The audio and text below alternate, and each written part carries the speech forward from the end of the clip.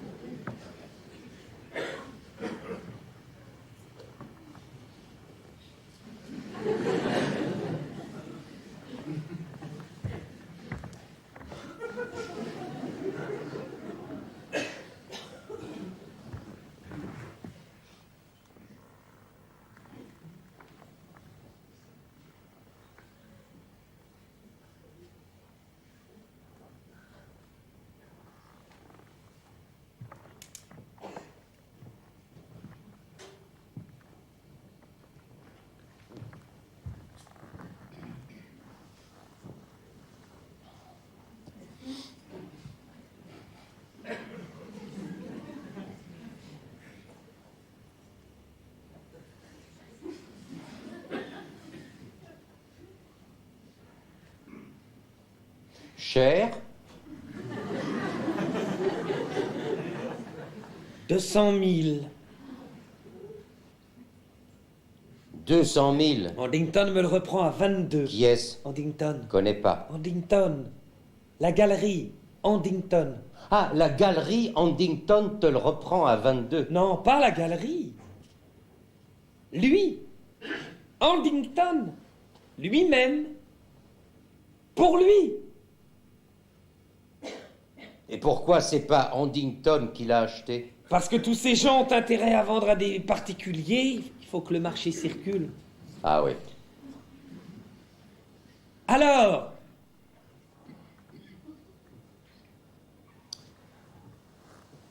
oh, tu n'es pas bien là. Regarde-le d'ici. Tu aperçois les lignes?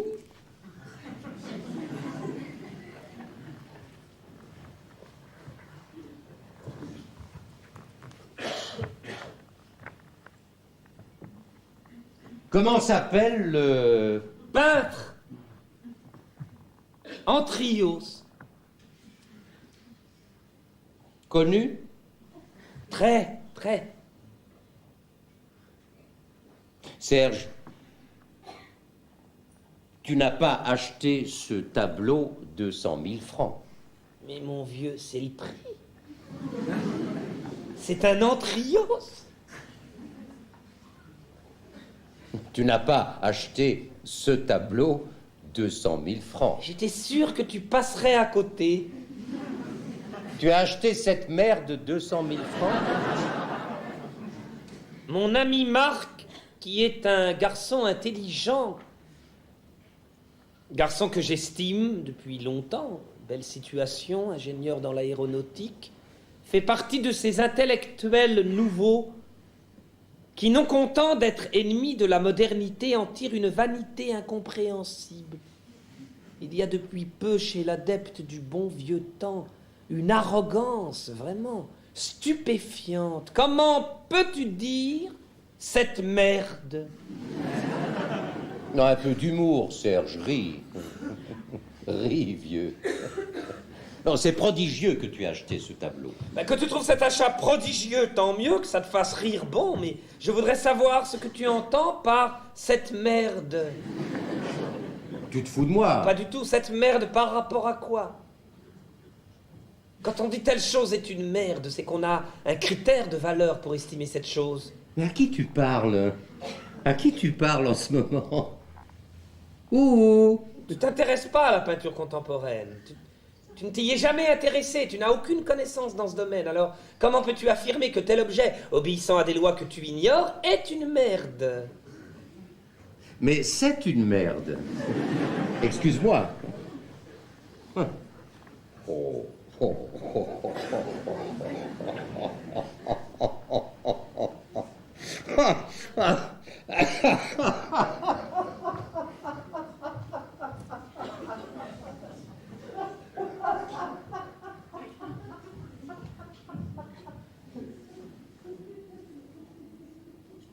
Il n'aime pas le tableau. Bon. Aucune tendresse dans son attitude. Aucun effort. Aucune tendresse dans sa façon de condamner. Un rire prétentieux, perfide. Un rire qui sait tout mieux que tout le monde. J'ai haï ce rire.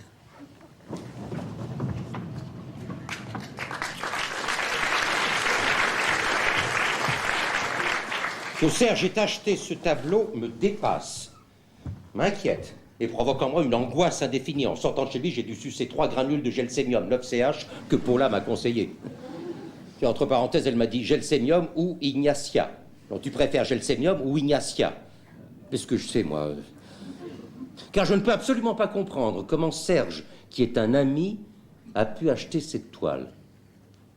200 000 francs. Un garçon aisé, mais qui ne roule pas sur l'or. Aisé, sans plus. Aisé, bon. Qui achète un tableau blanc, 20 briques.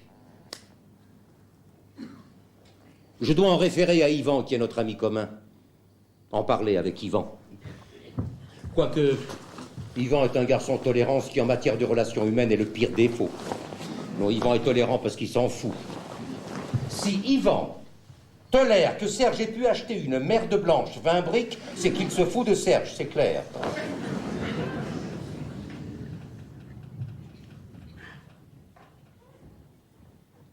Je m'appelle Yvan.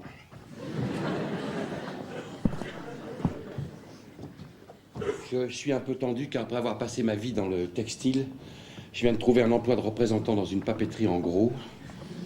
Je suis un garçon sympathique.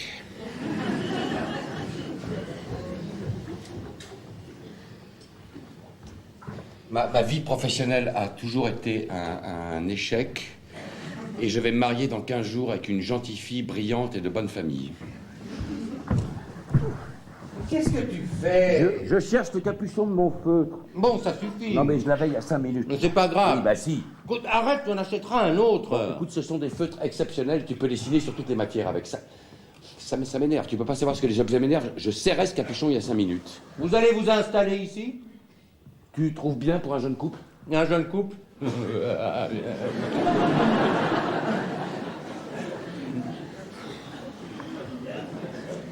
Évite ce rire devant Catherine. Hein. La papeterie? Bien, j'apprends. Hein, bien. Tu as maigri? Oui, un peu, oui, ça m'emmerde de ne pas avoir retrouvé ce capuchon, il va sécher maintenant. Assieds-toi. Écoute, si tu continues à chercher ce capuchon, je m'en vais. Bon, ok, je m'arrête. Tu veux boire quelque chose? Un Perrier, si tu as. Bon.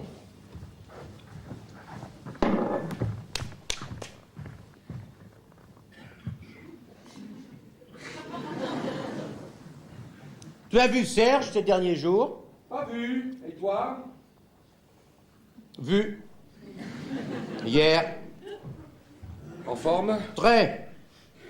Il vient de s'acheter un tableau. Ah bon? Beau. Blanc. Blanc? Blanc. Représente-toi une toile d'environ 1,60 m sur 1,20 m. Fond blanc, entièrement blanc. En diagonale, de fines rayures transversales blanches. Tu vois? Et peut-être une ligne horizontale, blanche, en complément vers le bas. Comment tu les vois Pardon? Les lignes blanches, puisque le fond est blanc, comment tu vois les lignes Parce que je les vois, parce que, mettons que les lignes soient légèrement grises, ou l'inverse, il y a des nuances dans le blanc. Le blanc est plus ou moins blanc. Mais ne t'énerve pas. Pourquoi tu t'énerves? Mais tu cherches tout de suite la petite bête. Tu ne me laisses pas finir. Bon. Alors? Bon, donc, tu vois le tableau. Je vois, oui. Maintenant, tu vas deviner combien Serge l'a payé. Qui est le peintre? Antrios, tu connais?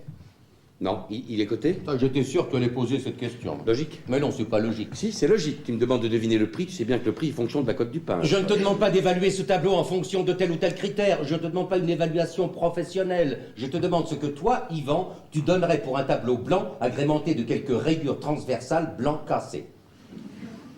0 centime. Bien. Et Serge? Non, articule un chiffre au hasard. 10 000 50 000 100 000 Non, non, vas-y, vas-y. 15 20 20 briques. Non. Si. 20 briques. 20 briques. Il est dingue. N'est-ce pas? Remarque. Remarque quoi? Si ça lui fait plaisir. Il gagne bien sa vie. C'est comme ça que tu vois les choses, toi. Pourquoi tu les vois comment, toi? Tu ne vois pas ce qu'il y a de grave là-dedans. Non. C'est curieux que tu ne vois pas l'essentiel dans cette histoire. Tu ne perçois que l'extérieur. Tu ne vois pas ce qui est grave. Qu'est-ce qui est grave? Tu ne vois pas ce que ça traduit. Tu veux encore des noix de cajou? Tu ne vois pas que subitement, de la façon la plus grotesque qui soit, Serge se prend pour un collectionneur. Oui, désormais, notre ami Serge fait partie du Gotha des grands amateurs d'art. Non, mais non. Bien sûr que non, à ce prix-là, on fait partie de rien. Mais lui, il le croit. Ah oui? Et ça ne te gêne pas. Si ça lui fait plaisir. Mais qu'est-ce que ça veut dire, si ça lui fait plaisir? Qu'est-ce que c'est que cette philosophie du si ça lui fait plaisir? Non, mais dès l'instant qu'il n'y a pas de préjudice pour autrui. Mais il y a préjudice pour autrui. Moi, je suis perturbé, mon vieux. Je suis perturbé. Je suis même blessé, si, de voir Serge que j'aime se laisser plumer par snobisme et ne plus avoir un gramme de discernement. Mais tu as l'air de le découvrir, il a toujours hanté les galeries de manière ridicule. Il a toujours été un rat d'exposition. Bon, il a toujours été un rat, mais un rat avec qui on pouvait rire. Car vois-tu, au fond, ce qui me blesse réellement, c'est qu'on ne peut plus rire avec lui. Non, mais si. Bah non. Tu as essayé? Bah bien sûr, j'ai ri de bon cœur, que voulais-tu que je fasse? Il n'a pas desserré les dents. 20 briques, c'est un peu cher pour rire, remarque. Oui. Oh oui.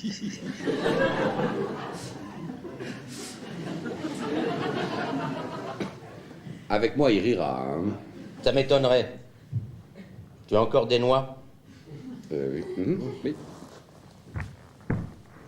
Il rira. Tu verras.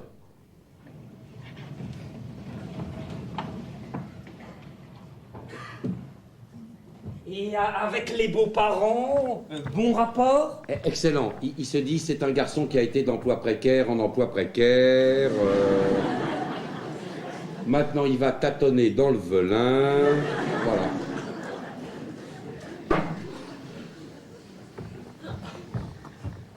Merci. Oui, dis donc, j'ai un truc sur la main, là. C'est quoi? C'est grave? Non. Non.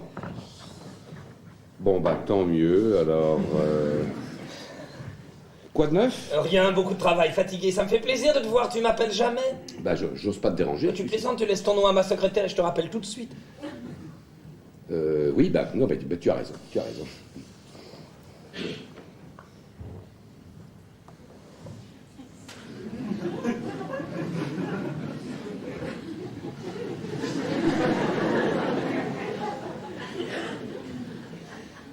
de plus en plus monacal chez toi. Hein. Oui, oui. Tu as vu Marc récemment? Pas récemment, non. Tu l'as vu, toi? Oui, il y a 2-3 jours. Il va bien? Oui, sans plus. Ah bon? Non, mais il va bien. Je l'ai eu au téléphone la semaine dernière, il avait l'air bien. Hein. Oui, il va bien. Tu avais l'air de dire qu'il n'allait pas très bien. Pas du tout, je t'ai dit qu'il allait bien. Tu as dit sans plus. Oui, sans plus, mais il va bien.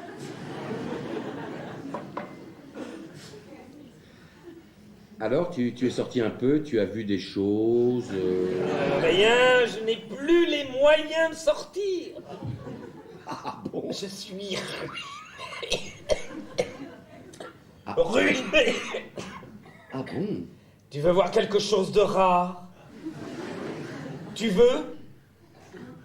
Et comment? Montre.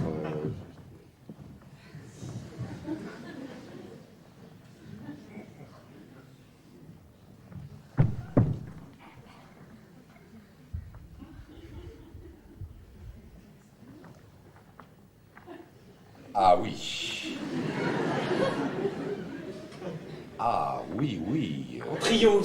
Oui. Antrios des années 70, hein, attention, il a une période similaire en ce moment, mais celui-là, c'est un de 70. Ah oui, bien sûr. Oui. Cher? Dans l'absolu, oui, en réalité, non. Il te plaît? Ah oui, écoute, oui. Alors là, Évident. évident et en même temps... Paradoxal. Probablement...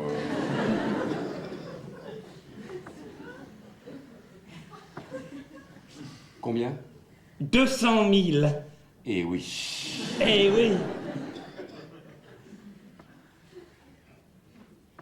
Dingue, non? C'est dingue. 20 briques. Tu sais que Marc a vu ce tableau? Ah bon? Atterré. Ah bon? Il m'a dit que c'était une merde. Terme complètement inapproprié. Mais complètement... On peut pas dire que c'est une merde. Non. On peut dire je ne vois pas, je ne saisis pas, mais on peut pas dire c'est une merde. Non, mais tu as vu chez lui... Rien à voir, chez toi aussi. Enfin, je veux dire, tu t'en fous. Oui, non, mais lui, c'est un garçon classique, c'est un homme classique, comment veux-tu? Il s'est mis à rire d'une manière sardonique, sans l'ombre d'un charme, sans l'ombre d'un humour. Enfin, tu vas pas découvrir aujourd'hui que Marc est impulsif. Il n'a pas d'humour. Avec toi, je ris, avec lui, je suis glacé. Il est un peu sombre en ce moment, c'est vrai. Je lui reproche pas de ne pas être sensible à cette peinture. Il n'a pas l'éducation pour, il y a tout un apprentissage qu'il n'a pas fait parce qu'il n'a jamais voulu le faire, ou parce qu'il n'a pas de penchant particulier, peu importe. Ce que je lui reproche, c'est son ton, sa suffisance, son absence de tact. Je lui reproche son indélicatesse, et je lui reproche pas de ne pas s'intéresser à l'art contemporain. Je m'en fous. Je l'aime au-delà. Mais lui aussi. Non, j'ai senti chez lui l'autre jour une sorte de condescendance, de raillerie aigre. Non, mais non. Mais si, ne sois pas toujours à essayer d'aplanir les choses. Cesse de vouloir être le grand réconciliateur du genre humain.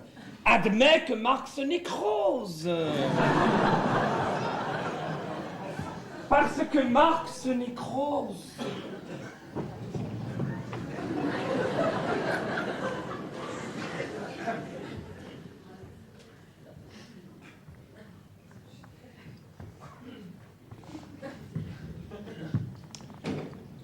On a ri.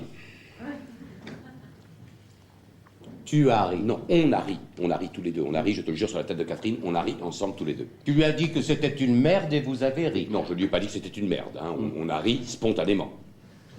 Tu es arrivé, tu as vu le tableau, tu as ri, et lui a ri aussi. Si tu veux, oui. Enfin, après 2 ou 3 mots, c'est comme ça que ça s'est passé, oui. Et il a ri de bon cœur. Mais de très bon cœur.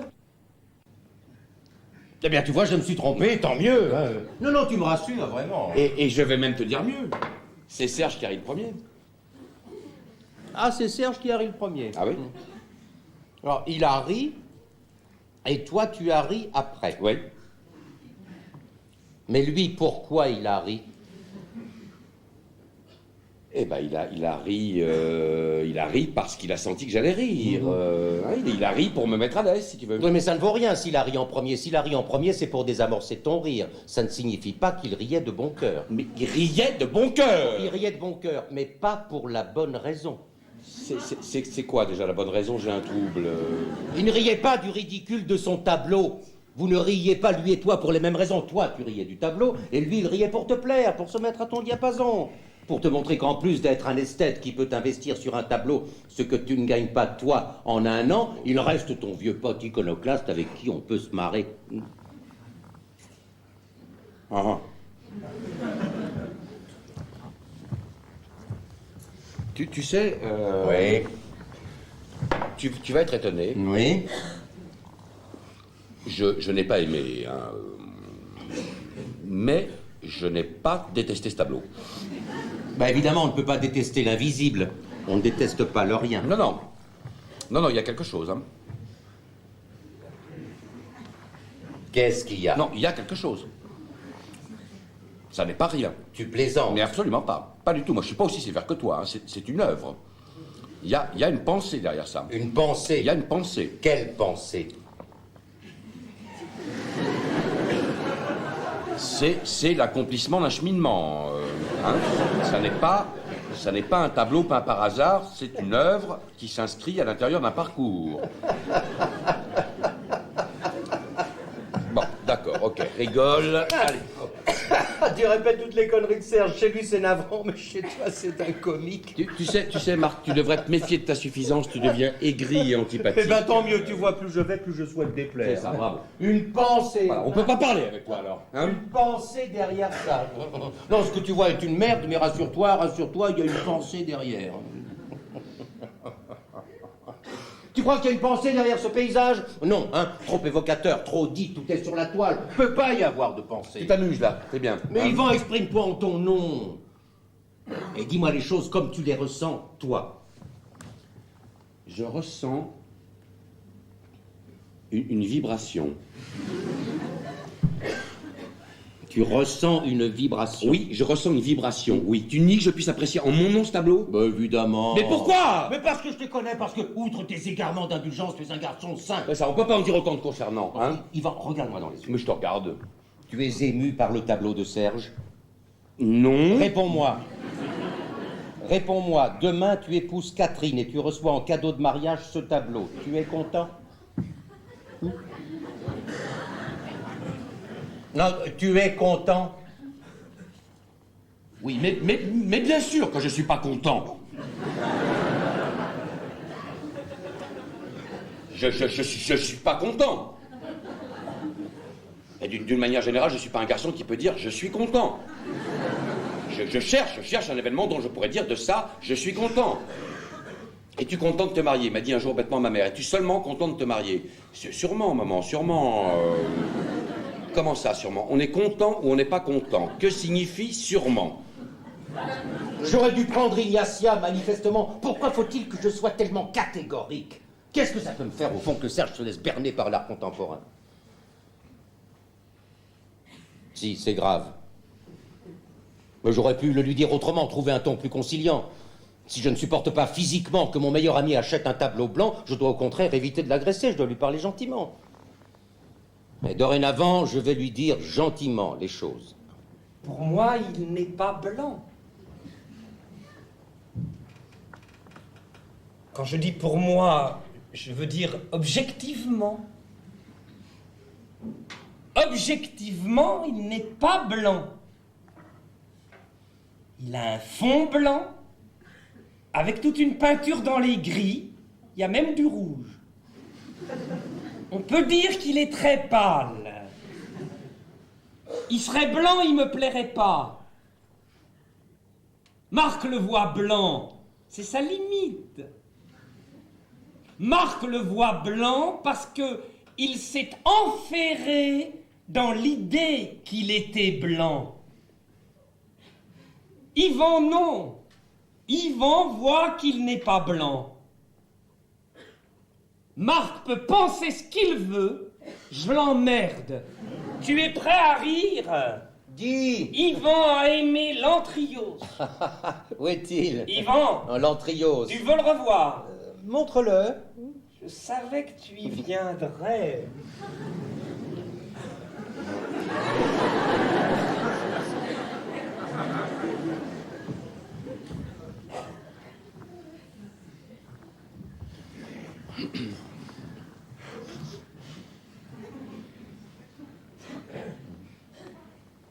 Yvan a capté tout de suite.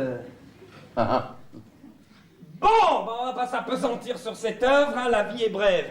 Au fait, as-tu lu ça? Lis-le, chef-d'œuvre, modernissime. Tu lis ça, t'as plus besoin de lire autre chose. Entre le cabinet et l'hôpital, Françoise qui a décrété que je devais voir les enfants tous les week-ends, nouveauté de Françoise, les enfants ont besoin de voir leur père. Je n'ai plus le temps de lire, je suis obligé d'aller à l'essentiel. Comme en peinture, finalement, où tu as avantageusement éliminé forme et couleur, ces deux scories. Oui, encore que je puisse aussi apprécier une peinture plus figurative, ton hippo flamand par exemple, très agréable. Qu'est-ce qu'il a de flamand? C'est une vue de Carcassonne. Oui, mais il a un petit goût flamand, la fenêtre, la vue, le... Peu importe, il est très joli. Oh, il vaut rien, tu sais. Oh, ça, on s'en fout. Hein, d'ailleurs, Dieu seul sait combien vaudra un jour l'antriose. Tu sais, j'ai réfléchi et j'ai changé de point de vue. L'autre jour, en conduisant dans Paris, je pensais à toi et je me suis dit, est-ce qu'il n'y a pas au fond une véritable poésie dans l'acte de Serge? Est-ce que s'être livré à cet achat incohérent n'est pas un acte hautement poétique? Comme tu es doux aujourd'hui. Je te reconnais pas, tu as pris un petit ton suave, subalterne, qui ne te va pas du tout d'ailleurs. Non, je t'assure, je fais amende honorable. Amende honorable, pourquoi? Je suis trop épidermique, trop nerveux, je vois les choses au premier degré. Je manque de sagesse, si tu veux. Lis Sénèque. Et tiens, tu vois, là, par exemple, tu me dis « lis Sénèque », et ça pourrait m'exaspérer. Je serais capable d'être exaspéré par le fait que toi, dans la conversation, tu me dises « lis Sénèque ». Mais c'est absurde. Non, c'est pas absurde. Ah bon? Non, parce que tu crois déceler... Non, je n'ai pas dit que j'étais exaspéré. Tu as dit que tu pourrais. Oui, que je pourrais. Oui, que tu pourrais être exaspéré. Et je le comprends parce que dans le lis Sénèque, eh bien, tu crois déceler une suffisance de ma part. Tu dis que tu manques de sagesse. Et moi, je te réponds, lis Sénèque. C'est odieux. N'est-ce pas? Ceci dit, c'est vrai que tu manques de sagesse, car je n'ai pas dit lis Sénèque, mais lis Sénèque. Oh, c'est juste. En fait, tu manques d'humour, tout bêtement.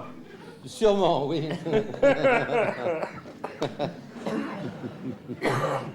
Alors, tu manques d'humour. Pour de vrai, mon vieux. On est tombé d'accord là-dessus avec Yvan l'autre jour.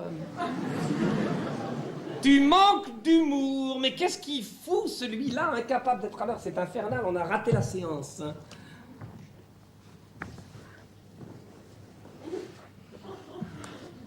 Yvan trouve que je manque d'humour. Yvan dit comme moi que ces derniers temps, tu manques un peu d'humour. Et la dernière fois que vous vous êtes vus, Yvan t'a dit qu'il aimait beaucoup ton tableau et que je manquais d'humour. Ah oui, ça, le tableau, beaucoup, vraiment, puis sincèrement en plus. Hein. Qu'est-ce que tu manges? Ignatia. Tu crois à l'homéopathie maintenant? Je crois à rien.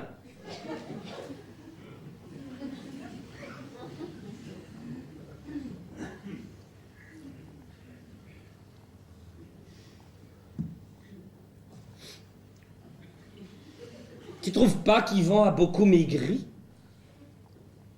Elle aussi. Ça les ronge, ce mariage. Hein. Ouais. Paula, ça va? Ça va.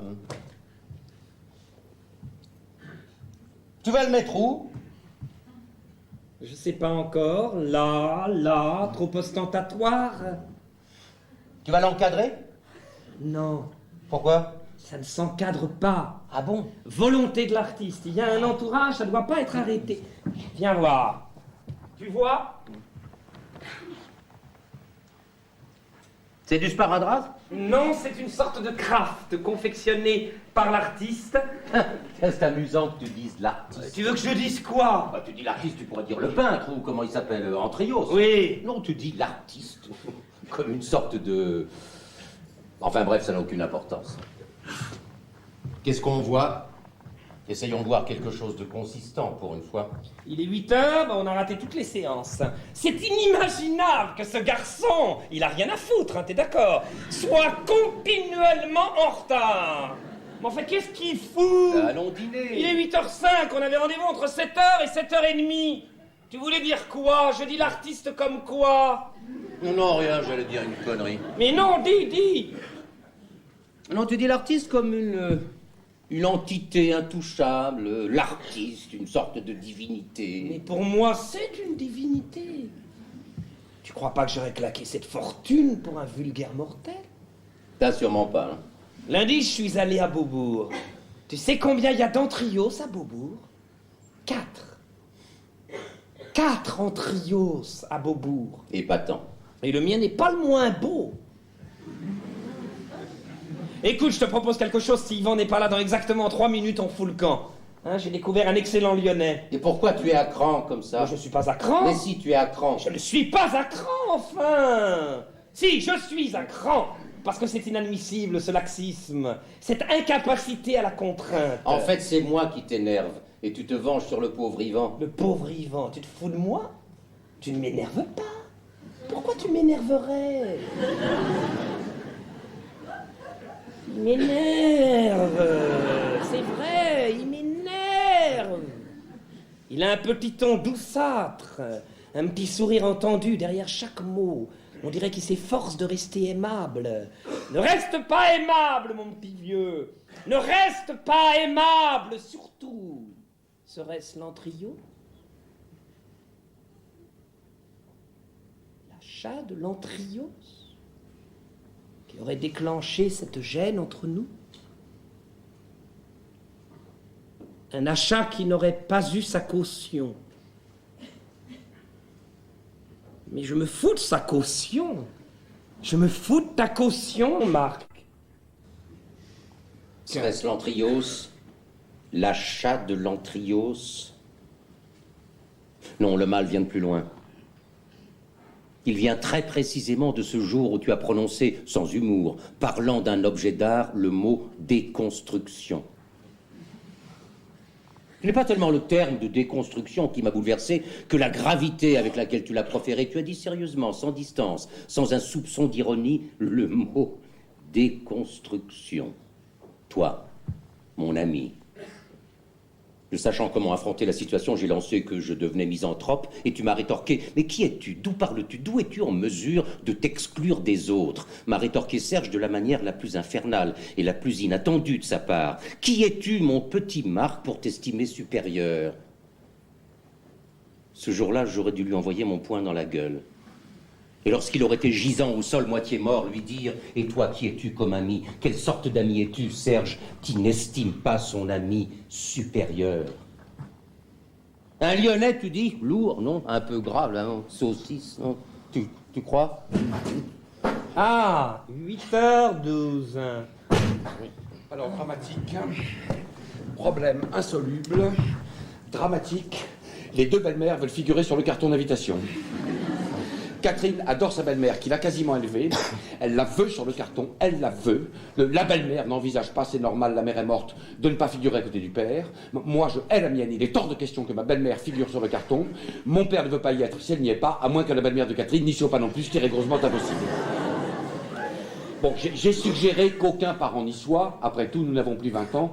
Nous pouvons présenter notre union et inviter les gens nous-mêmes. Catherine a hurlé, arguant que c'était une gifle pour ses parents qui payaient prix d'or la réception, et spécifiquement pour sa belle-mère, qui s'était donné tant de mal alors qu'elle n'était même pas sa fille. Bon, finalement, je finis par me laisser convaincre totalement contre mon gré, mais par épuisement. J'accepte donc que ma belle-mère, que je hais, qui est une salope, figure sur le carton. Je téléphone à ma mère pour la prévenir et je lui dis « Maman, j'ai tout fait pour éviter ça. Nous ne pouvons pas faire autrement, Yvonne doit figurer sur le carton. » Elle me dit, si Yvonne figure sur le carton, je ne veux pas y être. Je dis, maman, je t'en supplie, N'envenime pas les choses. Elle me dit, comment oses-tu me proposer que mon nom flotte solitaire sur le papier comme celui d'une femme abandonnée en dessous de celui d'Yvonne, solidement amarré au patronyme de ton père. Bon, maman, des amis m'attendent, je vais raccrocher, nous parlerons demain matin de tout ça à tête reposée. Elle me dit pourquoi je suis toujours la dernière roue du carrosse. Mais non, maman, mais non. Mais non, tu n'es pas la dernière roue du carrosse. Mais bien sûr que si. Bien sûr que si. Quand tu me dis n'envenime pas les choses, ça veut dire que les choses sont déjà là, que tout s'arrange sans moi, que tout se trame derrière mon dos, et la brave Huguette doit dire amen à tout. Et j'ajoute, me dit-elle, le clou pour un événement dont je n'ai pas encore saisi l'urgence. Bon, maman, des amis m'attendent, je vais raccrocher, mais naturellement, tu as toujours mieux à faire, tout est plus important que moi, au revoir, elle raccroche. Catherine, qui était à côté de moi, mais qui n'avait rien entendu, me dit qu'est-ce qu'elle a dit. Bon, elle ne veut pas être sur le carton avec Yvonne, c'est normal. Non, je parle pas de ça, qu'est-ce qu'elle a dit sur le mariage? Rien, tu mens. Mais non, Cathy, je te jure, elle ne va pas être sur le carton avec Yvonne. Mais rappelle-la, dis-lui que quand on marie son fils, on met son amour-propre de côté. Bon, écoute, tu pourrais dire la même chose à ta belle-mère, mais ça n'a rien à voir. C'est moi qui tiens absolument à sa présence. Moi, pas elle, la pauvre. La délicatesse même, mais si elle savait les problèmes que ça engendre, elle me supplie de ne pas être sur le carton. Rappelle ta mère. Je la rappelle en surtension, Catherine à l'écouteur. Maman, Yvon, me dit ma mère, tu as jusqu'à présent mené ta barque de la manière la plus chaotique qui soit, et subitement, parce que tu entreprends de développer une activité conjugale, je me trouve dans l'obligation de passer l'après-midi une soirée avec ton père, un homme que je n'ai pas vu depuis 17 ans, et à qui je ne comptais pas exposer mes bajoux et mon embonpoint, et avec Yvonne, qui, je te le signale en passant, a trouvé le moyen, je l'ai su par Félix Perolari, de se mettre au bridge. Ma mère aussi joue au bridge. Tout ça, je ne peux pas l'éviter, Yvan. Mais le carton, l'objet par excellence que tout le monde va recevoir et étudier, j'entends, m'y pavaner, seul. À l'écouteur, Catherine secoue la tête avec un rictus de dégoût. Je dis, maman, mais pourquoi es-tu si égoïste? Je ne suis pas égoïste, Yvan. Je ne suis pas égoïste. Tu ne vas pas t'y mettre toi aussi et me dire comme Madame Romero ce matin que j'ai un cœur de pierre, hein? Que dans la famille nous avons tous une pierre à la place du cœur. Dixit, Madame Romero ce matin, parce que j'ai refusé, elle est devenue complètement folle, de la passer à 60 francs de l'heure non déclarée, qui trouve le moyen de me dire à moi ce matin que nous avons tous une pierre à la place du cœur dans la famille. Quand on vient de mettre un pacemaker à ce pauvre André, à qui tu n'as même pas trouvé le moyen d'envoyer un petit mot. Oui, naturellement, ça t'amuse, tout t'amuse. Ça n'est pas moi qui suis égoïste, Yvan. Tu as encore beaucoup de choses à apprendre de la vie. Allez, va, mon petit, va. File rejoindre tes chers amis, allez, va.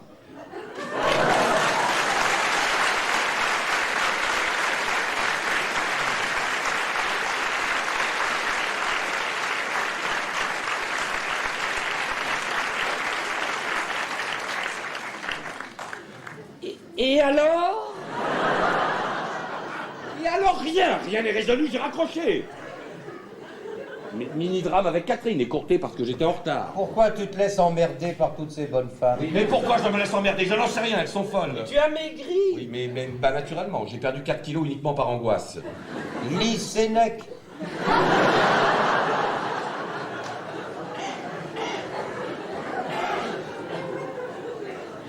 La vie heureuse, et ben voilà ce qu'il me faut, tiens. Il dit quoi, lui? Chef-d'œuvre. Ah bon? Il l'a pas lu. Ah bon? Non, mais Serge m'a dit chef-d'œuvre tout à l'heure. Bah, j'ai dit chef-d'œuvre parce que c'est un chef-d'œuvre. Oui. C'est un chef-d'œuvre. Pourquoi tu prends la mouche? Tu as l'air d'insinuer que je dis chef-d'œuvre à tout bout de champ. Moi, pas du tout. Si, tu dis ça avec une sorte de ton narquois. Du tout. Si, chef-d'œuvre avec un ton. Mais il est fou, mais pas du tout. Par contre, tu as ajouté le mot modernissime. Oui, et alors? Quand tu as dit modernissime, comme si moderne était le nec plus ultra du compliment, comme si parlant d'une chose on ne pouvait pas dire plus haut, plus définitivement haut que moderne. Et alors? Bah alors rien. Et je ne fais pas mention du issime, tu as remarqué, modernissime. Tu me cherches aujourd'hui? Mais non. Vous n'allez pas vous engueuler, ça serait le comble, hein. Bah, tu trouves pas extraordinaire qu'un homme qui a écrit il y a presque 2000 ans soit toujours d'actualité? C'est le propre des classiques. Question de mots. Bon, alors, qu'est-ce qu'on fait? Le cinéma, c'est foutu, j'imagine, désolé. On va dîner, non? Serge m'a dit que tu étais très sensible à son tableau. Écoute, je suis assez sensible à ce tableau, pas toi, je sais. Non. Bah allons dîner, Serge connaît un Lyonnais succulent. Oh, tu trouves ça trop gras? Je trouve ça un peu gras, mais je veux bien essayer. Ah, mais non, si tu trouves ça trop gras, on va ailleurs. Non, je veux bien essayer. On va dans ce restaurant, si ça vous fait plaisir.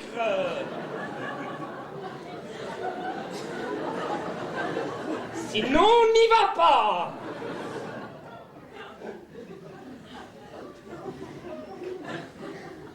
Tu veux manger lyonnais, toi?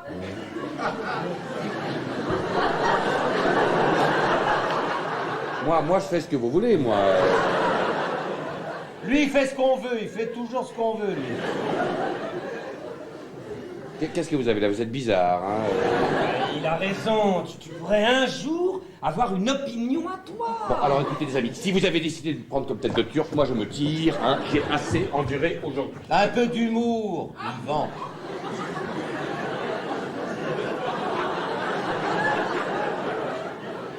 Hein? Un peu d'humour.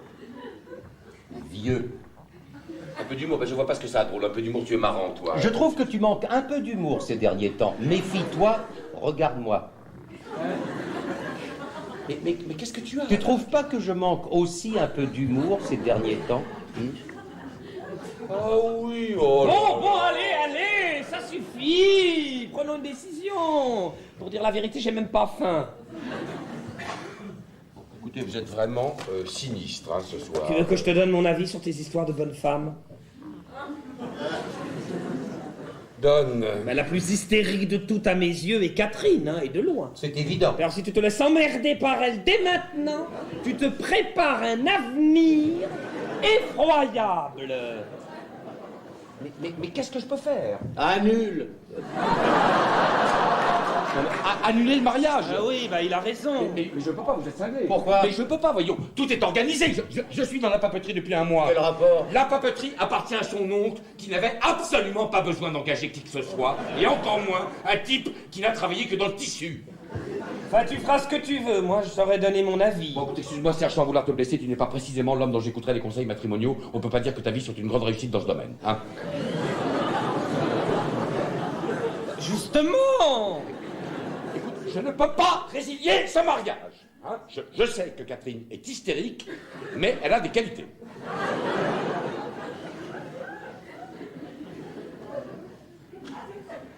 Des qualités qui sont prépondérantes quand on épouse un garçon comme moi. Tu vas le mettre où? Je ne sais pas. Pourquoi tu le mets pas là? Parce que là, il est écrasé par la lumière du jour. Ah oui. Oui. Oh, oui. Ah oui, oui, tu sais, aujourd'hui j'ai pensé à toi. Au magasin, on a reproduit 500 affiches d'un type qui peint des fleurs blanches, complètement blanches, sur un fond blanc.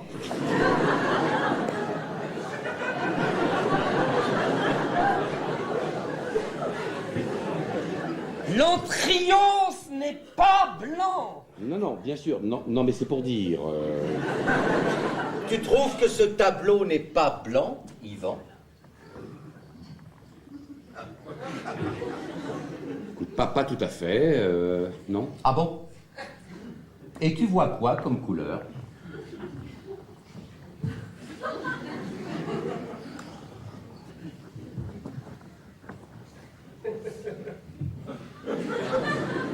Je vois les couleurs. Je vois du jaune, du gris, des lignes un peu ocre. Et tu es ému par ces couleurs? Oui. Oui, je suis ému par ces couleurs, oui. Yvan, tu n'as pas de consistance. Tu es un être hybride et flasque. Mais pourquoi t'es agressif avec Yvan comme ça? Parce que c'est un petit courtisan servile bluffé par le fric. Bluffé par ce qu'il croit être la culture. Culture que je vomis définitivement d'ailleurs. Mais qu'est-ce qui te prend? Comment peux-tu, Yvan, devant moi, Yvan. Mais devant toi, quoi? Oui, ces couleurs me touchent, ne t'en déplaise. Mais cesse de vouloir tout régenter. Comment peux-tu dire devant moi que ces couleurs te touchent? Parce que c'est la vérité. La vérité? Oui. Ces couleurs te touchent? Oui, ces couleurs me touchent. Ces couleurs te touchent, Yvan? Ces couleurs le touchent. Il a le droit. Non, il n'a pas le droit. Comment il n'a pas le droit? Il n'a pas le droit. Je n'ai pas le droit. Non. Mais pourquoi il n'a pas le droit? Tu sais que t'es pas bien en ce moment. Tu devrais consulter. Il n'a pas le droit de dire que ces couleurs le touchent parce que c'est faux. Ces couleurs ne me touchent pas. Mais il n'y a pas de couleurs. Les Touchez-moi pas! Elle ne te touche pas! Mais parle pour toi, homme! Mais quel avilissement, Yvan! Mais qui es-tu, Marc? Mais qui es-tu pour imposer ta loi? Un type qui n'aime rien, qui méprise tout le monde, qui met son point d'honneur à ne pas être un homme de son temps. Qu'est-ce que ça veut dire être un homme de son temps? Ok, d'accord, ciao, moi je me tire. Et Allez, où tu vas? je me tire, je vois pas pourquoi je serais obligé de supporter vos vapeurs. Allez. Bah, reste, tu vas pas commencer à te draper. Si tu t'en vas, tu lui donnes raison. Un homme de son temps est un homme qui vit dans son temps. Ah, quelle connerie! Comment un homme peut-il vivre dans un autre temps que le sien? Non, mais explique-moi, hein? Un homme de son temps, c'est quelqu'un dont on dira dans 20 ans, dans 100 ans qu'il est représentatif de son époque. Pourquoi faire? Comment, pourquoi faire? À quoi me sert qu'on dise au moins un jour il a été représentatif de son époque? Mais mon vieux, c'est pas de toi dont il s'agit, mon pauvre vieux, mais toi, on s'en fout. Un homme de son temps, comme je te le signale, la plupart de ceux que tu apprécies, est un apport pour l'humanité. Un homme de son temps n'arrête pas l'histoire de la peinture et une vue hypo-flamande de Cavaillon. Carcassonne! C'est pareil. Un homme de son temps participe à la dynamique intrinsèque de l'évolution. Oui, et ça c'est bien d'après toi. Ça n'est ni bien ni mal. Pourquoi veux-tu moraliser? C'est dans la nature des choses. Tiens, toi par exemple, tu participes à la dynamique intrinsèque de l'évolution. Hein? Oui. Et Yvan? Mais non, un être hybride ne participe à rien. Yvan, à sa manière, est un homme de son temps. À quoi tu vois ça chez lui? Pas la croûte qu'il a au-dessus de sa cheminée. Écoute, ça n'est pas du tout une croûte. Hein. Si, c'est une croûte. Non, mais non, écoute. Peu importe, enfin, Yvan est représentatif d'un certain mode de vie, de pensée tout à fait contemporain, comme toi d'ailleurs. Tu es typiquement, je suis navré, un homme de ton temps. Et en réalité, plus tu souhaites ne pas l'être et plus tu l'es. Alors tout va bien, où est le problème? Le problème est uniquement pour toi qui mets ton point d'honneur à vouloir t'exclure du cercle des humains et qui ne peut y parvenir. Tu es comme dans les sables mouvants, plus tu cherches à t'extraire, plus tu t'enfonces. Présente tes excuses à Yvan. Yvan est un lâche.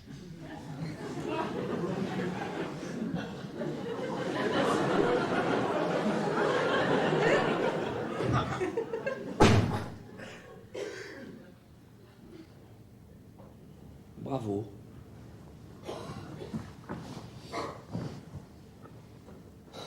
On ferait mieux de ne pas se voir du tout ce soir. Je ferais mieux de partir moi aussi. Possible. Bon, Tu sais que c'est toi qui es lâche. Tu t'attaques à un garçon qui est incapable de se défendre, tu le sais très bien. tu as raison. Tu as raison, et ce que tu viens de dire ajoute à mon effondrement. Tu vois, subitement, je ne comprends plus, je ne vois plus ce qui me relie à Yvan. Je ne comprends plus de quoi est faite ma relation avec ce garçon. Yvan a toujours été ce qu'il est. Non, non, il avait une folie, il avait une incongruité. Il était fragile, mais il était désarmant par sa folie. Et moi? Toi, quoi?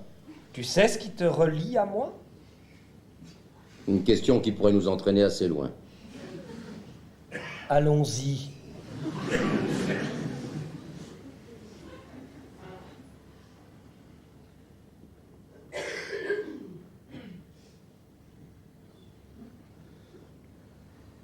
Ça m'ennuie d'avoir fait de la peine à Yvan. Ah, enfin une parole légèrement humaine dans ta bouche. D'autant que la croûte qu'il a au-dessus de sa cheminée, je crains que ça ne soit son père qui l'ait peinte. Ah bon? Oui. Oh merde. Oui, Mais toi aussi, tu lui as dit que Oui, c'était... mais je m'en suis souvenu en le disant. Oh merde. Oh. Le retour d'Yvan. L'ascenseur est occupé. Je m'engouffre dans l'escalier et je pense, tout en dégringolant, lâche, hybride, sans consistance, je me dis je reviens avec un flingue et je le bute.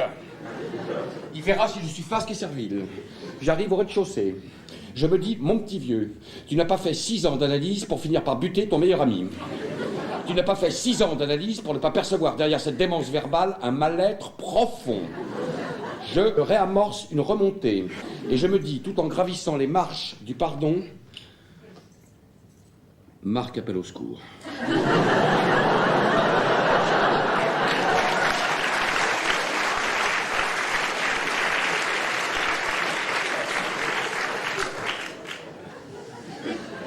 Je Je dois le secourir, tu sais, j'en pâtir moi-même.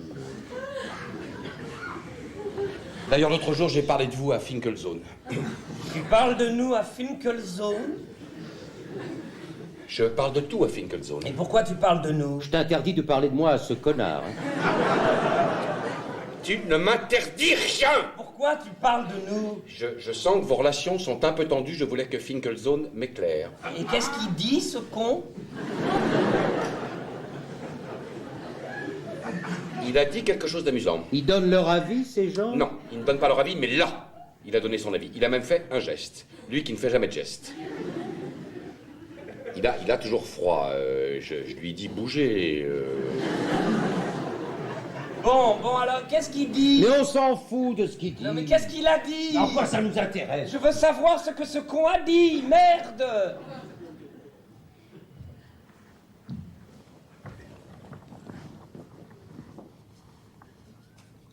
Vous voulez savoir? Tu as pris des notes? J'ai noté parce que c'est compliqué!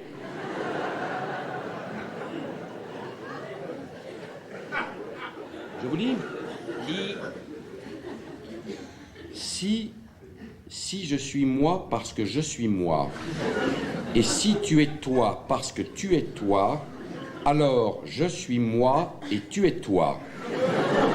En revanche, si je suis moi parce que tu es toi, et si tu es toi parce que je suis moi, alors je ne suis pas moi et tu n'es pas toi.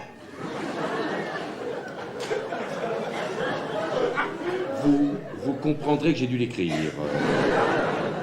Tu le payes combien? 400 francs la séance 2 fois par semaine. Joli! Et en liquide, car j'ai appris un truc. Tu peux pas payer par chèque. Freud a dit, il faut que tu sentes les billets qui foutent le camp.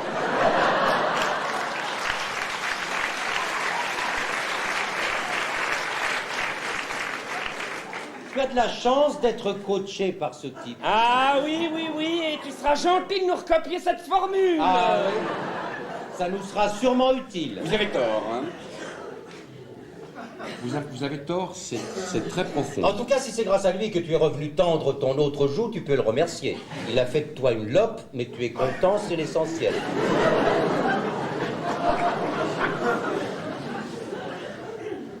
Tout ça parce qu'il ne veut pas croire que j'apprécie ton entriose. Hein? Je me fous de ce que vous pensez de ce tableau, toi comme lui. Écoute, plus je le vois, plus je l'aime. Oh, je t'assure. je propose qu'on cesse de parler de ce tableau, une bonne fois pour toutes, ok? Si c'est une conversation qui m'intéresse pas. Mais pourquoi tu te blesses comme ça, c'est... Je me blesse pas, vous avez exprimé vos opinions, bien. Le sujet est clos. Tu vois que tu le prends mal. Je le prends pas mal, je suis fatigué. Serge, si tu te blesses, ça signifie que tu es suspendu au jugement d'autrui. Je suis fatigué, Marc. À vrai dire, je suis au bord de l'ennui avec vous, là, en ce moment.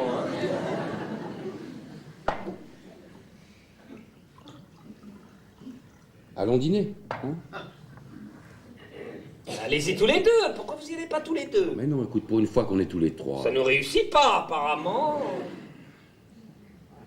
Écoutez, je comprends pas ce qui se passe. Enfin, calmons-nous.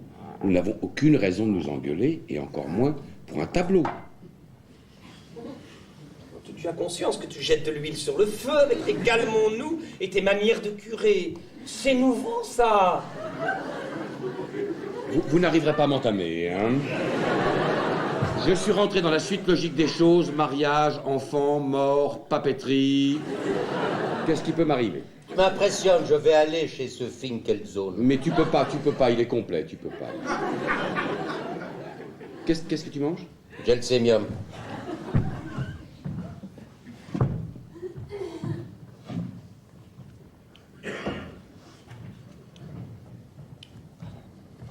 Nous ne sommes pas dignes de le regarder.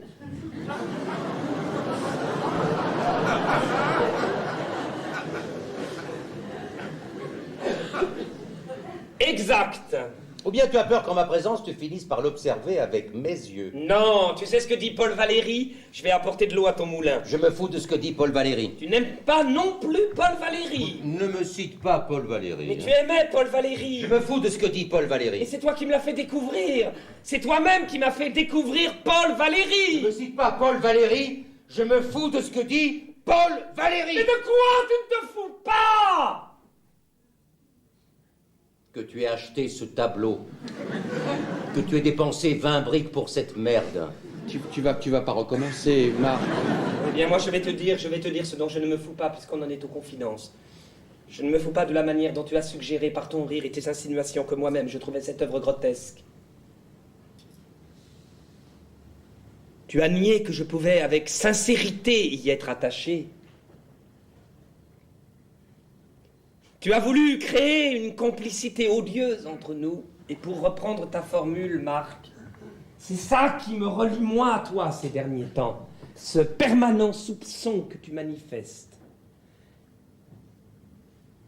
C'est vrai que je ne peux pas imaginer que tu aimes sincèrement ce tableau. Mais pourquoi? Parce que j'aime Serge et que je suis incapable d'aimer Serge achetant ce tableau. Pourquoi tu dis achetant? Pourquoi tu ne dis pas aimant? Je ne peux pas dire aimant.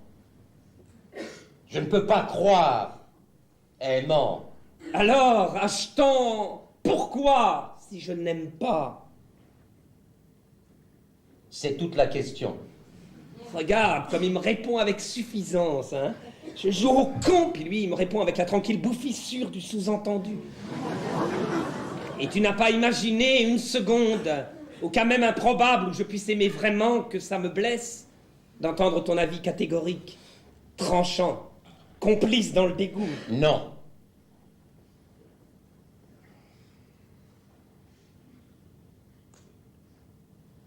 Quand tu m'as demandé ce que je pensais de Paula, une fille qui m'a soutenu à moi pendant tout un dîner qu'on pouvait guérir la maladie des lairs dans l'os à l'homéopathie. Je ne t'ai pas dit que je la trouvais laide, rugueuse, sans charme, j'aurais pu.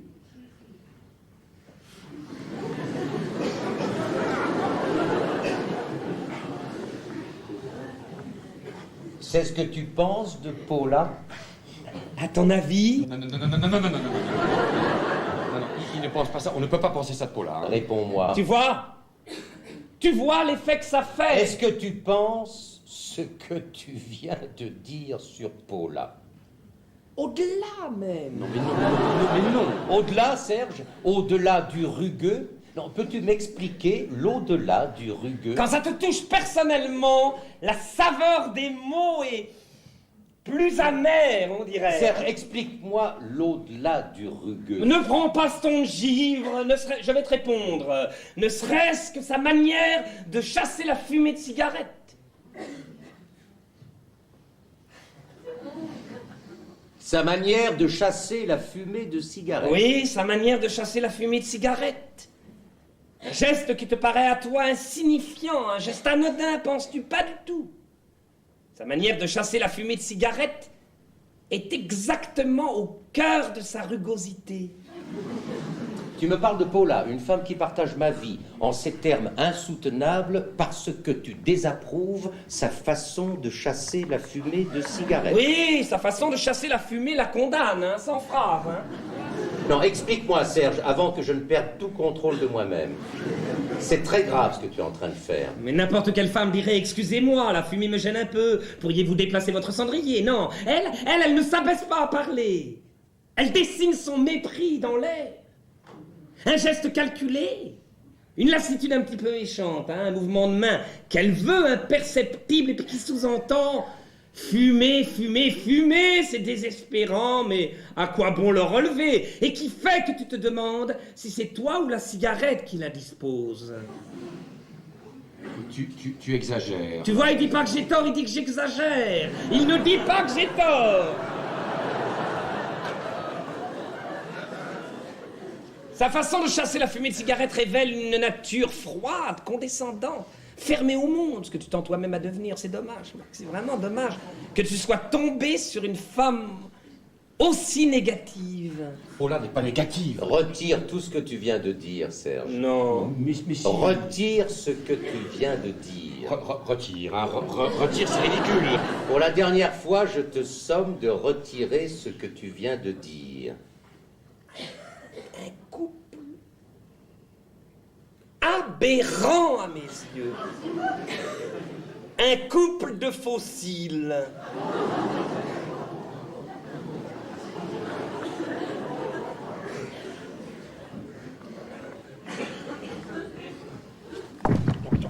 Je veux voir ça, s'il te plaît, Yvan. Toi. Yvan, s'il te plaît. Tiens. S'il te plaît. Toi. Oh, fais voir. Fais voir. Mais c'est rien, mais tu n'as rien, attends. Mais vous êtes complètement anormaux, hein, vous êtes anormaux. Deux garçons normaux qui viennent complètement cinglés. Mais ne t'énerve pas, mets ça dessus pendant une minute. J'ai mal, j'ai vraiment mal, ça se trouve m'a crevé le tympan. Mais non. Oui, non, qu'est-ce que tu en sais? Tu n'es pas Autorino. Mais ne hein? t'énerve pas. Des amis comme vous, des types qui ont fait des études. Ne t'énerve pas. Tu ne peux pas démolir quelqu'un parce que tu n'aimes pas sa façon de chasser à fumer cigarette. Si. Non, ça n'a aucun sens. Qu'est-ce que tu sais du sens de quoi que ce soit? Mais c'est ça, mais vas-y, mais agresse-moi encore, vas-y, ça se trouve j'ai une hémorragie interne, allez, vas-y. Hein, j'ai vu une souris passer. C'est un rat. Un rat? Oui, il passe de temps en temps. Tu as un rat? Ne retire pas la compresse, laisse la compresse. Mais qu'est-ce que vous avez? Qu'est-ce qui s'est passé entre vous? Il s'est passé quelque chose pour que vous soyez devenus dément à ce point? J'ai acheté une œuvre qui ne convient pas à Marc. C'est ça, mais tu continues, vous êtes dans une spirale tous les deux, vous ne pouvez plus vous arrêter. On dirait moi avec Yvonne, la relation la plus pathologique qui soit. Qui est-ce? Ma belle-mère! Ça faisait longtemps que tu nous en avais pas parlé. C'est ça, mais j'ai vraiment mal, je suis sûr que vous m'avez crevé le tympan. Pourquoi tu m'as pas dit tout de suite ce que tu pensais de Paula? Vous voulez pas te peiner? Non. Quoi? Non. Non, quand je t'ai demandé ce que tu pensais de Paula, tu m'as répondu « Vous vous êtes trouvés ».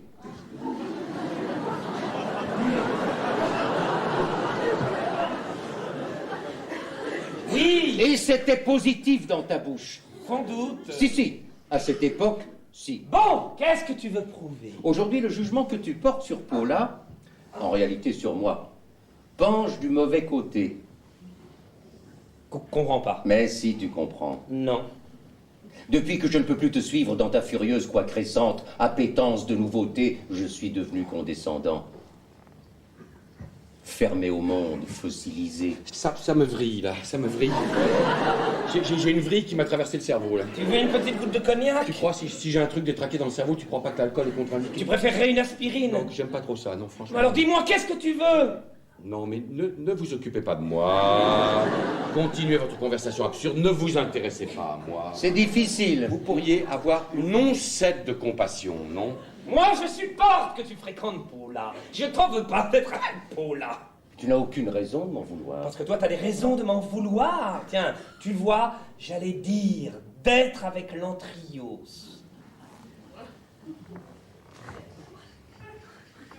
Oui. Quelque chose m'échappe. Je ne t'ai pas remplacé par Paula.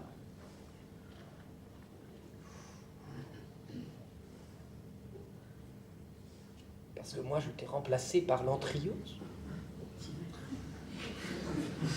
Oui. Je t'ai remplacé par l'Antrios. Oui, par l'Antrios et compagnie. Tu comprends ce qu'il dit? Je m'en fous, vous êtes cinglés! De mon temps, tu n'aurais jamais acheté cette toile. Qu'est-ce que ça signifie de ton temps? Du temps où tu me distinguais des autres, où tu mesurais les choses à mon aune. Et un temps de cette nature entre nous? Que c'est cruel et petit de ta part. Non, je t'assure, je suis éberlué. Toi, si Yvan n'était pas l'être spongieux qu'il est devenu, il me soutiendrait. Continue, ça glisse.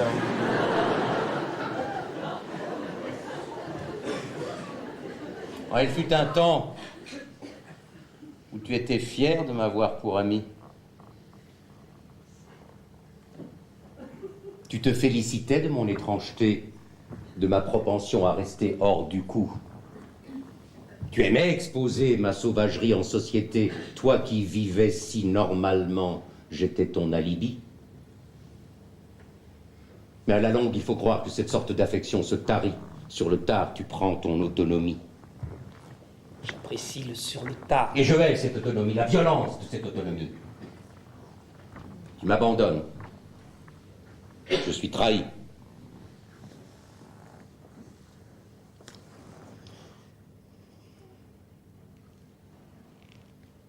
Tu es un traître pour moi.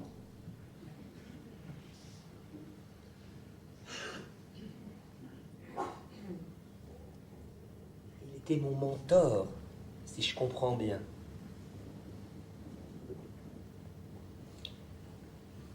Et si moi je t'aimais en qualité de mentor, alors toi, de quelle nature était ton sentiment? Tu le devines? Oui, mais je voudrais te l'entendre dire.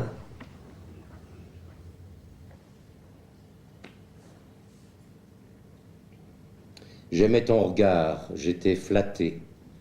Je t'ai toujours sugré de me considérer comme à part, et j'ai même cru que cette à part était de l'ordre du supérieur, jusqu'à ce qu'un jour tu me dises le contraire.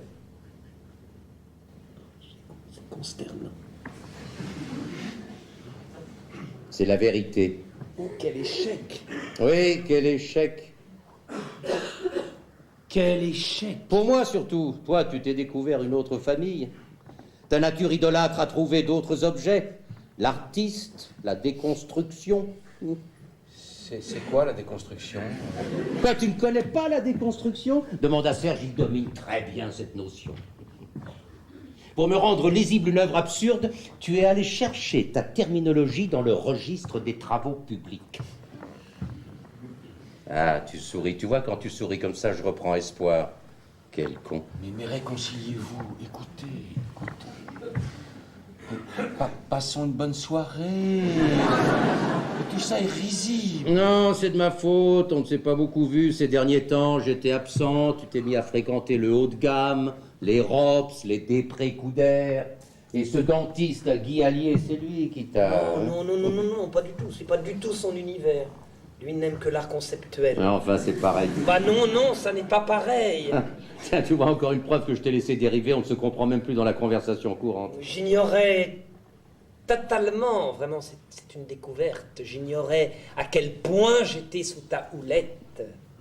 À quel point j'étais en ta possession. Pas en ma possession, non. On ne devrait jamais laisser ses amis sans surveillance. Faut toujours surveiller ses amis, sinon ils vous échappent. Tiens, regarde ce malheureux Ivan, qui nous enchantait par son comportement débridé et que nous avons laissé devenir peureux, papetier, bientôt mari. Un garçon qui nous apportait sa singularité et qui s'escrime maintenant à la gommée. Qui nous apportait. Est-ce que tu réalises ce que tu dis? Toujours en fonction de toi. Apprends à aimer les gens pour eux-mêmes, Marc. Qu'est-ce que ça veut dire pour eux-mêmes? Pour ce qu'ils sont. Mais qu'est-ce qu'ils sont? Qu'est-ce qu'ils sont en dehors de l'espoir que je place en eux? Je cherche désespérément un ami qui me préexiste. Tu vois, jusqu'ici, je n'ai pas eu de chance, j'ai dû vous façonner. Eh bien, tu vois, ça ne marche pas. Un jour ou l'autre, la créature va dîner chez les Després-Coudert et pour entériner son nouveau standing, achète un tableau blanc.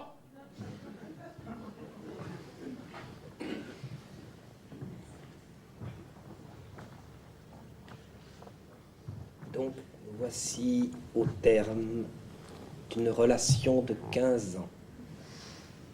Ouais. Minable. Tu vois, si on était arrivé à se parler normalement, enfin, si j'étais parvenu à m'exprimer en gardant mon calme... Oui. Non. Ah si, parle, qu'on échange, ne serait-ce qu'un mot dépassionné.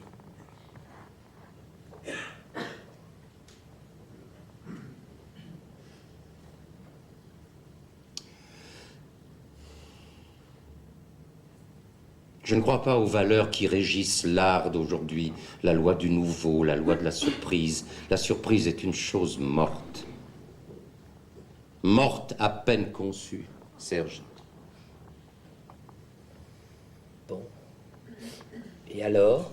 C'est tout. J'ai aussi été pour toi de l'ordre de la surprise.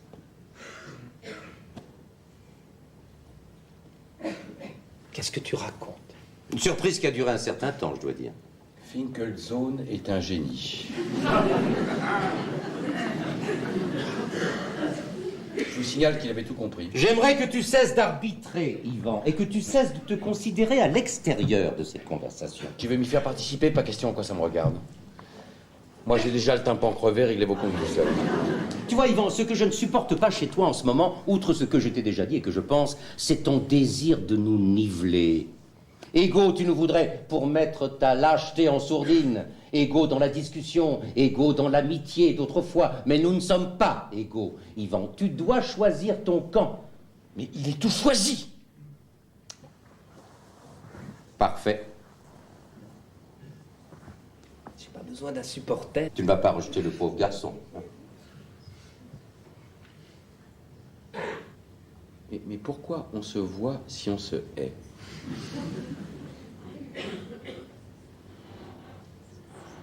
Parce qu'on se hait, c'est clair, non?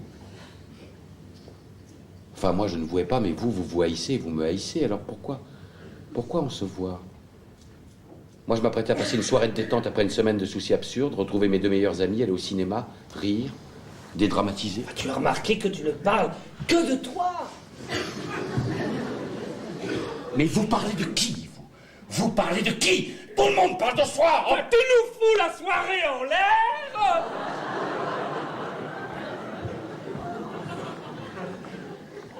Je vous fous la soirée en l'air? Ah oui. Je vous fous la soirée en l'air, moi? Moi, je vous fous la soirée en l'air, moi? Oui, ne t'excite pas. C'est moi qui fous la soirée en l'air? Tu vas le répéter combien de fois? Non, attendez, répondez-moi. C'est moi qui fous la soirée en l'air? Tu arrives avec 3/4 d'heure de retard. Tu ne t'excuses pas. Tu nous saoules de tes pépins domestiques. Et ta présence vole. Ta présence de spectateur veule et neutre nous entraîne, marquez-moi, mais dans les pires excès. Parce que sur ce point, je suis entièrement d'accord avec lui. Tu crées les conditions du conflit. Et cette mièvre et subalterne voix de la raison que tu essaies de nous faire entendre depuis ton arrivée est intenable. Vous savez que je peux pleurer, là, hein? Je peux me mettre à pleurer, là, hein? Bah, pleure. Pleure? Vous me dites pleure? Tu as toutes les raisons de pleurer. Tu vas épouser une gorgone et tu perds des amis que tu croyais éternels. Parce que ça y est, tout est fini? Tu l'as dit toi-même, à quoi bon se voir si on se hait? Non, mais mon mariage, vous êtes témoin, vous vous souvenez? Tu peux encore changer. Non, mais bien sûr que non, je vous ai inscrit. Tu peux en choisir d'autres au dernier moment. Non, mais on n'a pas le droit. Mais si. Mais non! Ne t'affole pas, on viendra. Tu devrais annuler ce mariage. Ça c'est vrai.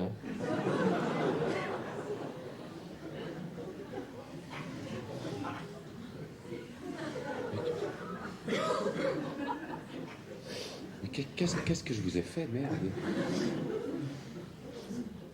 Mais c'est ignoble ce que vous faites, c'est ignoble. Enfin, vous auriez pu vous engueuler après le 12. Non, vous vous arrangez pour gâcher mon mariage. Un mariage qui est déjà une calamité, enfin, qui m'a fait perdre Tactile, vous le ruinez définitivement. Les deux seules personnes qui me procurent un embryon de satisfaction s'arrangent pour s'entretuer. Tu crois que j'aime les pochettes perforées? Les rouleaux adhésifs? Tu crois qu'un homme normal a envie un jour de vendre des chemises plastiques d'eau à soufflet?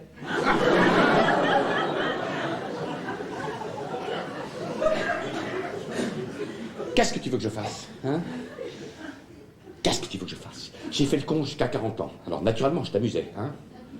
J'amusais beaucoup mes amis avec mes conneries, mais qui est seul le soir comme un rat? Qui rentre dans sa tanière tout seul le soir comme un rat? Le bouffon, seul à crever, qui allume tout ce qui parle, qui trouve qui sur le répondeur? Qui? Sa mère? Ne te mets pas dans un état pareil. Ne te mets pas dans un état pareil? Mais qui m'a mis dans cet état, hein? J'ai pas vos froissements d'âme, moi. Qui je suis? Je suis un type qui n'a pas de poids. Je suis un type qui n'a pas d'opinion. Je suis un ludion, moi. J'ai toujours été un ludion. Calme-toi. Ne me dis pas calme-toi, hein. J'ai aucune espèce de raison de me calmer. Si tu veux me rendre fou, dis-moi calme-toi. Calme-toi est la pire chose que tu puisses dire à quelqu'un qui a perdu son calme. Hein?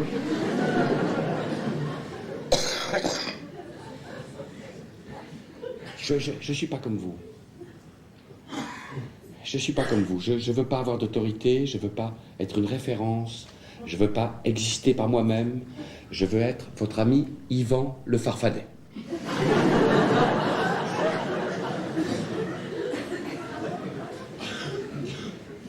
Yvan le Farfadet.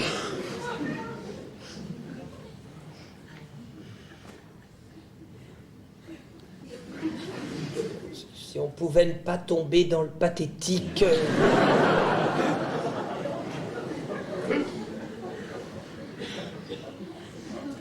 J'ai terminé.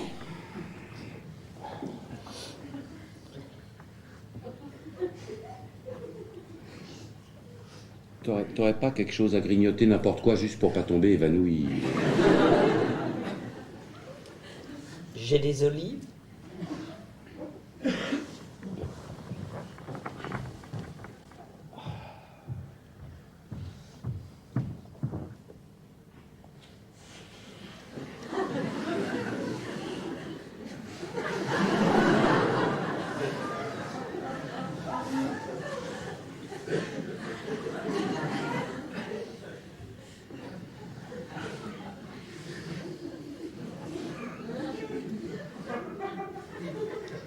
Tu en veux?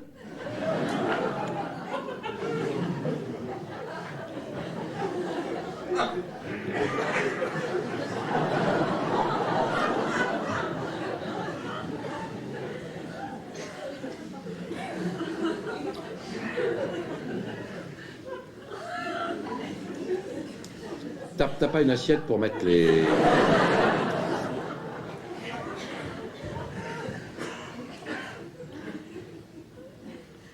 En arriver à de telles extrémités, un cataclysme pour un panneau blanc.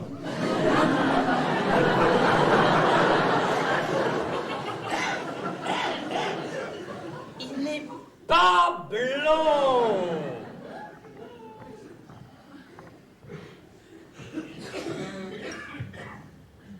Une merde blanche.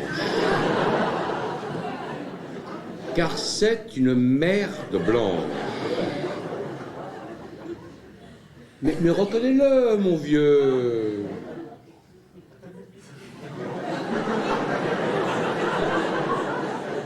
C'est insensé ce que tu as acheté.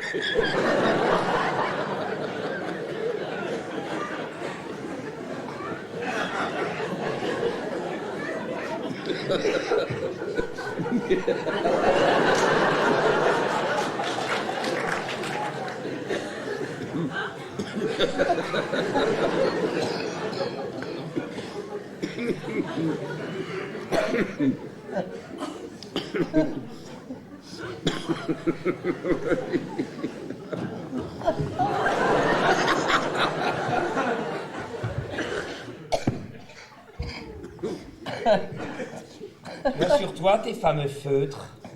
Pourquoi? Tu vas pas dessiner sur le tableau? Là, si tu n'as pas. Attends, oui. Un bleu. Donne.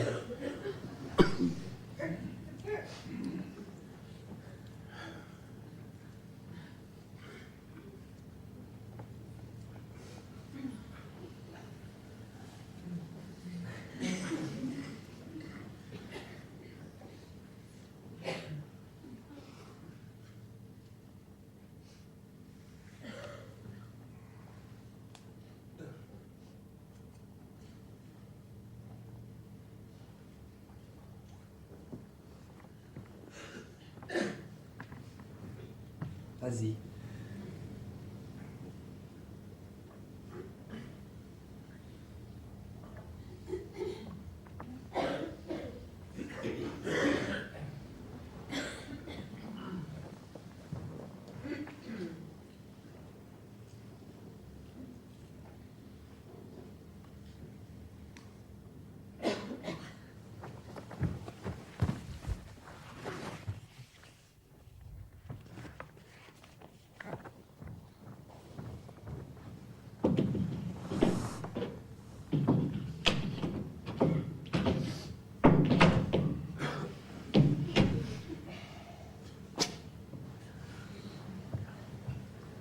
Vas-y.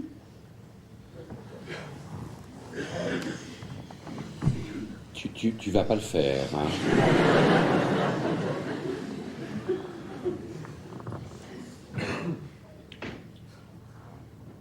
Allez. Mais vous êtes fous à lier tous les deux.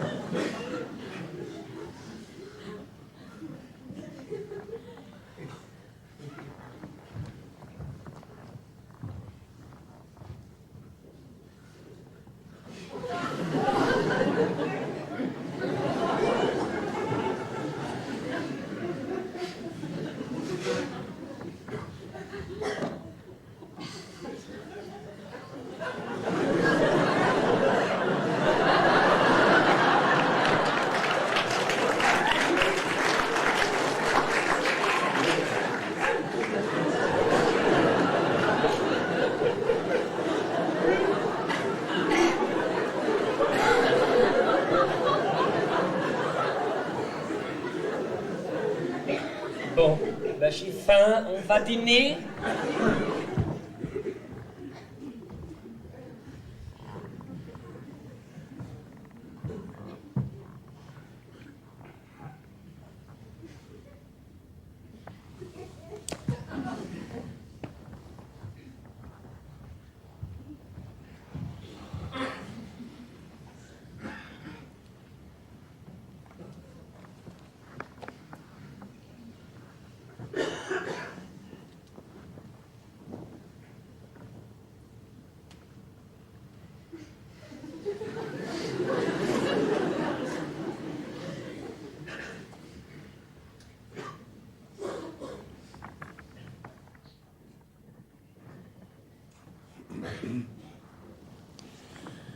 Le lendemain du mariage, Catherine a déposé au cimetière Montparnasse, sur la tombe de sa mère morte, son bouquet de mariée et un petit sachet de dragées.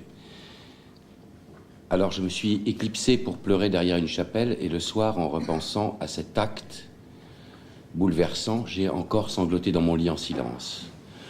Je dois absolument parler à Finkelzone de ma propension à pleurer. Je pleure tout le temps, ce qui est anormal pour un garçon de mon âge. Ça a commencé, ou du moins s'est manifesté clairement, le soir du tableau blanc chez Serge.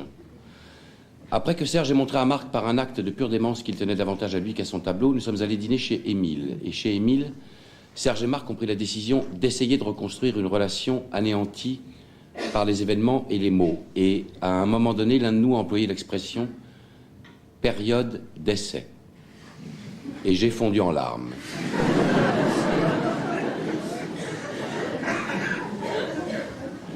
L'expression « période d'essai » appliquée à notre amitié a provoqué en moi un séisme incontrôlé et absurde. En fait, je supporte plus aucun discours rationnel. Tout ce qui a fait le monde, tout ce qui a été beau et grand dans le monde n'est jamais né d'un discours rationnel.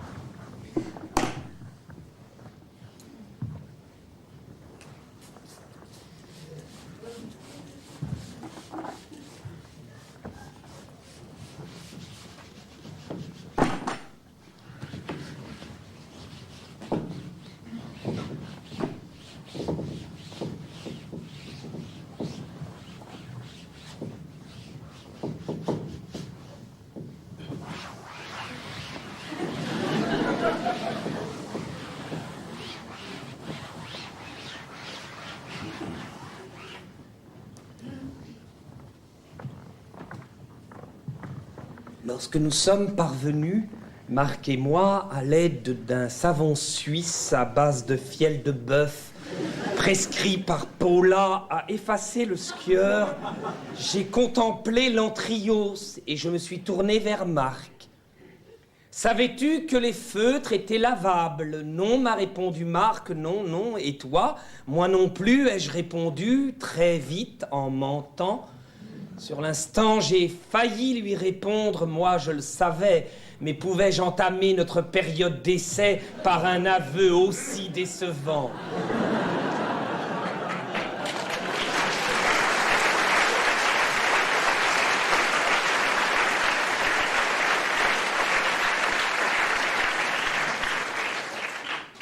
d'un autre côté, débuté par une tricherie.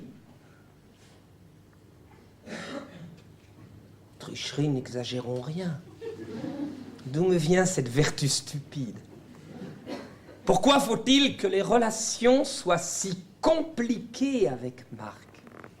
Sous les nuages blancs, la neige tombe. On ne voit ni les nuages blancs, ni la neige, ni la froideur et l'éclat blanc du sol. Un homme, seul, à ski, glisse. La neige tombe, tombe jusqu'à ce que l'homme disparaisse et retrouve son opacité. Mon ami Serge, qui est un ami depuis longtemps, a acheté un tableau. C'est une toile d'environ 1,60 m sur 1,20 m. Elle représente un homme qui traverse un espace et qui disparaît.